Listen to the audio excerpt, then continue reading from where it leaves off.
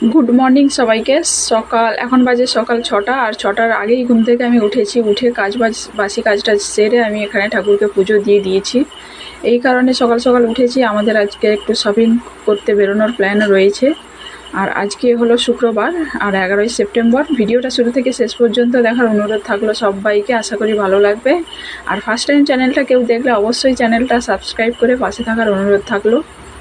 এখানে ঠাকুর পুজো দিয়ে নিয়েছি, আর এখানে দেখো আমরা স্টেশনে চলে এসেছি। আর এখানে ভোগপুর স্টেশনে সকালবেলার ওয়েদারটা খুব ভালো লাগছে, মানে নিরিবিলি চুপচাপ ভালোই লেগেছে।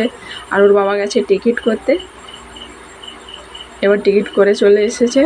আর এই লাইনে এত ট্রেনের লেট যে কি বলবো, আমাদেরকে একটু তাড়াতাড়ি যদি পৌঁছায় আজকে তো খুবই ভালো, কারণ কখন এত গরম তো, যে কারণে আজকে কিন্তু একটু ঠান্ডা আছে, কিন্তু পরে কি হবে জানি না।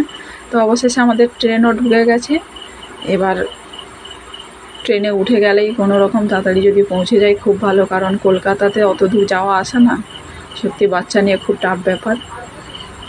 আর আমরা যাব নিউ মার্কেটেই আমরা কেনাকাটা করি। আর এখানে একটা কথা বলি, ট্রেনে উঠেই একটা অদ্ভুত ধরনের জিনিস দেখলাম, যেটা আমি কিন্তু আগে থেকে ভিডিও করেই আসছিলাম। উঠে দেখি এই রকম চলছে, তারপরে দেখি না সানার বাবা ওদেরকে গিয়ে থামাতে গেছে, কিন্তু আমি মেয়েকে আর দেখতে পাচ্ছি না, ভয় পেয়ে গেছি রীতিমতো। তারপরে এদিক ওদিক তাকালাম, দিয়ে দেখলাম না মেয়ে, কিন্তু যেখানে গন্ডগোল লেগে যায় ওইরকম গিয়ে, কিন্তু কি বলো তো, গন্ডগোল ছাড়াতে গিয়ে নিজেদেরই কোনো ঘটনা ঘটে বসবে, তখন আর সমস্যার শেষ থাকবে না। যাই হোক, ওদেরকে ছাড়িয়ে দিয়ে এবার তিনজনে এসে বসলাম। আর এইসব ব্যাপারগুলো আমার ঠিক ভালো লাগে না। আর এখানে আমরা পৌঁছে গেছি নিউ মার্কেটে, আর এসেই খুব খিদে পেয়ে গেছে, কারণ খেয়ে আসিনি, যে কারণে অন্য কিছু খাওয়ার থেকে ভাত খাওয়াটাই বেটার। যে কারণে আমরা ভাত খেতেই এখানে ঢুকে পড়েছি।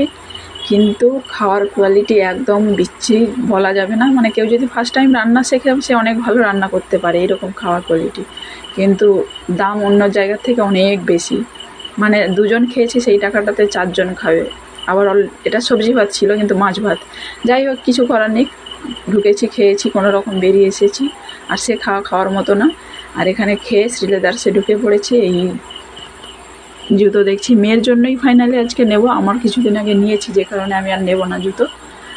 এবার মেয়ে বায়না করেছে, এই সদ্য যারা চলতে শিখেছে তাদের জুতো নেবে এরকম। এবার দুটো জুতোই নিয়েছি, মানে দুটো জোড়া জুতোই নিয়েছি। এক জোড়া ওর বাবা পছন্দ করেছে, আর জোড়া আমি পছন্দ করেছি। আর নেক্সট ভিডিওতে কী নিয়েছি না নিয়েছি দেখিয়ে দেব। আর এখানে যারা কেনাকাটা এখনও বাকি আছে তাদেরকে বলবো তাড়াতাড়ি কেনাকাটা করে নিতে, কারণ আর 1 সপ্তাহ বাদে এখানে আর ঢোকা অসম্ভব ব্যাপার হয়ে যাবে। মানে এখন তবুও ফাঁকা ফাঁকা আছে, এরপরে সেই ভিড় এত জমে যাবে, সে কেনাকাটা করতে গিয়ে অসুস্থ হয়ে যাবে। আমার 1 বছর হয়েছিল, যে কারণে আমি এই বছর তাড়াতাড়ি গিয়েই আমি কেনাকাটাটা করেছি, কারণ এইসব জায়গাতে এত ভিড় হয়। আর জুতোর কালেকশান প্রচুর। যদি কেউ বলে যে তোমাদের পাশাপাশি কি শ্রীলেদার্স নেই, হ্যাঁ আমাদের তমলুকে আছে, কিন্তু একটা জিনিস কি, এরিয়া ভিত্তিক জিনিস হয়, সেটা আমি সবসময় দেখি। যে কারণে আমাদের বাড়ির সামনে এখানে ট্রেন্ডসও রয়েছে, বাজার কলকাতা সমস্ত কিছু রয়েছে, কিন্তু আমার ঠিক ভালো লাগে না। তারপর আমাদের জামা কাপড়ও কেনা হয়ে গেছে, কেনাকাটা হয়ে গেছে, এখন বাজে প্রায় 4:30। তো খিদে পেয়ে গেছিলো, আর আমার মেয়ের পছন্দ তো বিশেষ করে বিরিয়ানি, যে কারণে এখানে আমানিয়াতে ঢুকে পড়েছি। দিয়ে তিনজনেই খেতে বসে গেছি, তিনজনে 2 প্লেট বিরিয়ানি নিয়েছি, আর 3টে আইসক্রিম নিয়েছিলাম। কিন্তু বিরিয়ানি সত্যি অসাধারণ, মানে এইরকম খাবার দাবার সত্যি কথা এইসব জায়গা ছাড়া পাওয়াই যায় না। খুব ভালো, খাবারটা খুব ভালো ছিল, যে কারণে আমি কিন্তু মানে ওর বাবা তো বিরিয়ানি পছন্দ করেনি, ওরা দুজন মিলে একটা খেয়েছে, আর আমি একটা পুরোটাই খেতে পারবো না, কিন্তু তবুও জোর করেই আমাকে খেতে হয়েছে। কিন্তু লাস্টে আমি আর আইসক্রিমটা খেতে পারিনি, কারণ এতটা খেয়ে নিয়েছি তো, আর অন্য কিছু আর যাবেই না, এই কারণে আমি ছেড়ে দিয়েছি, আর খেলাম না। ওরা তিনজনের আইসক্রিম খেলো। আর এখানে বিশেষ করে আমার মেয়ে খুব খুশি, এটাই আমাদের কাছেই ভালো লাগলো। আর নিউ মার্কেটে যারা শপিং করতে আসবে তাদেরকে বলবো এই আমানিয়াতে একবার আসার জন্য, খুবই ভালো, মানে অসাধারণ যাকে বলে। খুব সুন্দর খাবার দাবার, আর বিশেষ করে পরিষেবা তো বলাই যাবে না। আর বিশেষ করে আমরা আগে ঢুকে দেখি দোকানটা পরিষ্কার কিনা, সেটাই আগে লক্ষ্য করি চারপাশ। আর সত্যিই পরিষ্কার, অসাধারণ। কী বলো তো, পরিবেশ যদি পরিষ্কার থাকে, সেখানে তুমি যেই পড়তে বসো না, খেতে বসো না, যাই করো না কেন, খুব ভালো লাগবে।